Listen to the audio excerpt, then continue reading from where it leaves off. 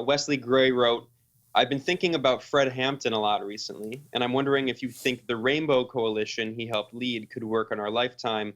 In other words, do you think there is a way to unite the dwindling middle class and the poor in solidarity, regardless of the seemingly apparent differences in ideology? And then I would add that one of the points of the Rainbow Coalition that the Black Panther Party organized was that it was working with other marginalized communities. So the Young Lords, who were a Latino Puerto Rican group, and also the Young Patriots, who were a white group in Chicago of internal immigrants from Appalachia and from parts of the South. So relating that, I actually think this is a good question, and it's trying to understand how we can have transformative politics across class and racial lines, and specifically looking at Pittsburgh. Of course, when we look at how fascist ideology operates, it forces people to compartmentalize themselves, to see the world on racial lines as opposed to class lines. It forces people to have this hyper hierarchical view of the world that sees some groups as superior to others. And of course, the Panthers, the Black Panther Party, a revolutionary socialist and also Black nationalist organization, was making a multiracial coalition with other ethnic groups, including poor whites from Appalachia. So I think that's a good question, and maybe related to your answer about the corporate state. How do we push back against this attempt by the far right to divide society on racial, ethnic, and religious lines? And instead, how do we encourage multiracial solidarity, multi-ethnic and religious solidarity, and unite on class lines? Well, that's a fairly big question. You're asking how do we organize the next phase of the political revolution, or whatever you want to call it. Let me just say this. I think that people of color are getting organized, and will do so more. And it's critical. There's a broad coalition. But the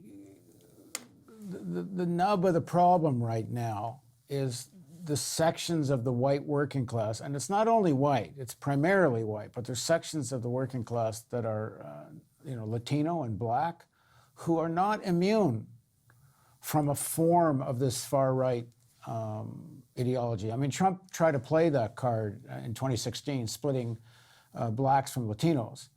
And talking, he had this Black sheriff from Wisconsin on the stage who was as fascist as you can get in terms of his ideology. And more than once, Trump tried to appeal, saying that how the Democrats aren't really solving the problems of Black sections of urban centers and so on. But the critical question is going to be this majority of white men that voted for Trump and the sections of those that are in the working class, because certainly the majority of white men that voted for Trump are wealthy and don't want to pay taxes. And I don't know if that's maybe their primary motivation. But the section of the working class and the poor that voted for Trump, that is a social basis for fascism. And it's a strong social basis for fascism, even if the country's demographics are dramatically changing, at least in certain parts of the country. And so, I mean, all I can say is at the Real News, we're going to try to see what we can do in terms of learning how to speak to disenfranchised, disillusioned, suburban and rural people, farmers, workers, because clearly, like you go and ask people in these areas, what's the number one trouble, their number one concern? They don't say immigration. They don't say unemployment. They say opioids and heroin. Their families are falling apart. And they blame, because they listen to Fox and they don't know what else. They haven't, schools don't teach history. It's the liberal ideology is to blame for this. And there is some truth to that in the sense that when the Democrats, corporate Democrats, do get elected, life for people doesn't get much better. and their families continue to fall apart. So we're going to try to go to places like, we've picked a place in Pennsylvania to start, and learn how to exchange with people who are living in these rural areas, small towns, try to do stories and investigative work that looks at the problems and what do real solutions look like. And in fact, we want to turn this into a show that people can watch, and hopefully people, other people that with the similar, views might identify with, and together with people explore what do real solutions look like, and not, various kinds of scapegoating. Well, we're going to have to wrap up in a moment here, Paul. But really quickly, I just wanted to kind of finalize reflecting on the kind of political discourse that we've heard in response to the Pittsburgh massacre. Trump himself, he did condemn the attack, and we talked about in many ways how Trump has fueled some of this racist violence. Of course, Trump's response was not to talk about the roots of the racist violence. Rather, he said that the synagogue needed an armed guard, and that an armed guard would have prevented the shooting. And that at the same time, the Democratic Party responded by trying to make it an issue of gun control. And Pittsburgh's Democratic mayor, Bill Peduto, responded claiming that the synagogue doesn't need an armed guard. Instead, we need gun control so Nazis like Robert Bowers, the shooter, won't have guns.